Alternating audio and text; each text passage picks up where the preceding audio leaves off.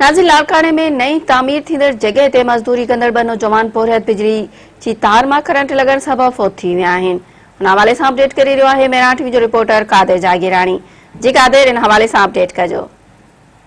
लाड़काने जे सुभान लाइ चौक वारे इलाइक़े में अब्दुल करीम खोसो जी जगह जी तामीर थी रही हुई, जिथे नज़र पाड़े जा रहवासी नौजवान आहिनि नादर अली ऐं अली रज़ा जेके हिकिड़े ई कुटुंब सां नौजवान पोरियत तालुक़ रखनि था, उहे 11,000 जी मथां गुज़रंदड़ तार सां टकराइजी विया ऐं ॿिन्हिनि खे करंट लॻो, जेके ॿई फौत थी विया आहिनि ऐं उन्हनि जा लाश ज़रूरी कार्रवाई लाइ चांडका अस्पताल जे हादसनि वारे शोबे में आंदा विया आहिनि। ऐं अहिड़ी ख़बर वारसनि ताईं पहुचण खां पोइ वॾे तादाद में वारस अस्पताल पहुता आहिनि ऐं उहे ॾुख में भरियल आहिनि। जी